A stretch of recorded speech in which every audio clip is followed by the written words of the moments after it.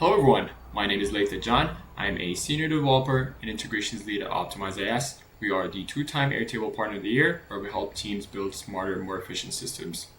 If you'd like our help, there's a link down below in the description where you can book a call with us. In this video, I'll be showing you a Webex Airtable integration where you can simply create and update Webex events directly through the Webex API from Airtable. So I have my meetings table over here set up with the meeting topic field, agenda, start, date, duration, and then the host email, invitee's email as the core set of fields. And then I have a trigger field called create meeting. So when I check this box, this will be my trigger in order to create the meeting for me. And then I have created 3 different fields here. So you'll see the Webex meeting ID, join, and host URL, so that when I call the Webex API, it'll return these fields for me. So now, the first step for this integration is I'll go to developer.webex.com and then click on Start Building Apps, and then I need to create an integration. Over here, I'll simply register my new integration, so I have the integration name, icon, description, and then set the redirect URL for when I complete the OAuth grant flow. I've already done this prior to this video, but going over the required scopes for this specific integration, it would simply be those 4 scopes here. So meeting participants write and read, and then meeting schedules write and read. So now going back to Airtable, we have our field set up here. So I have the start and duration date. Now this is the API endpoint that we'll be calling, which is simply post meetings. There are 3 different fields that are required here. So you'll need a title, you'll need your start date, and you'll need your end date. So you might notice here, I did not have an end date. What I'm going to do in my script is I'm going to dynamically calculate the end date based on the duration. So I'm going to have the start date plus the duration as my end date. So now let's go and set up this automation. So we'll go to create new, create automation. I'll call it create Webex meeting, add trigger,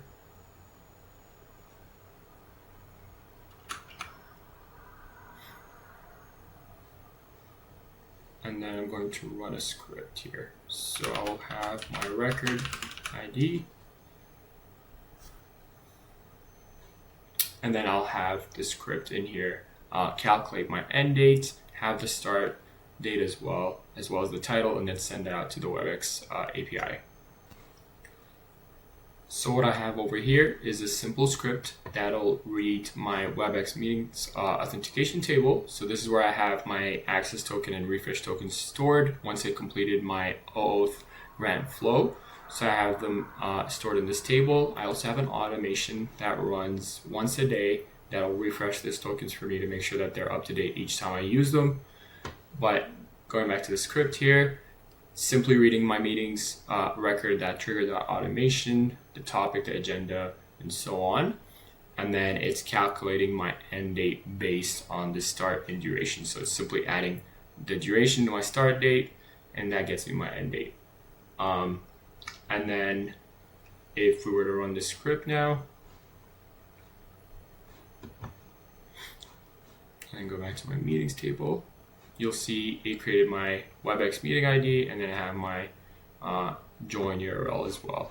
I also just got an email notification from Webex that this has been created, and if I go here to my Webex now, I can see it directly over here.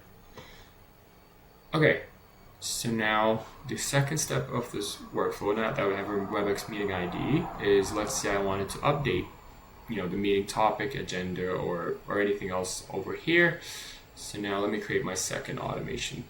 So I'm going to create new automation that's called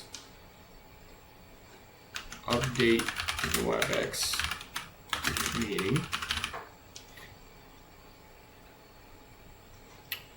For now, I'm going to have it just as a manual trigger. So we'll just have a checkbox called update meeting here.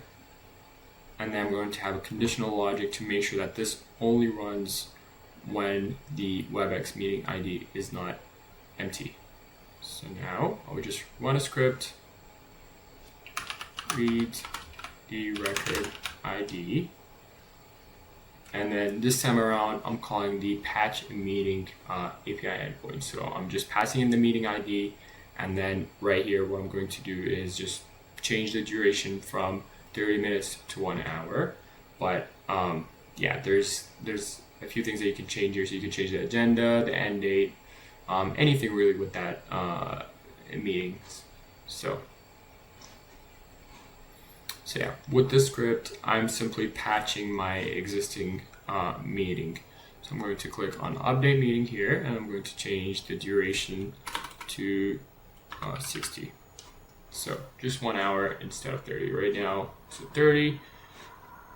And now when I run this automation, it will change it to an hour.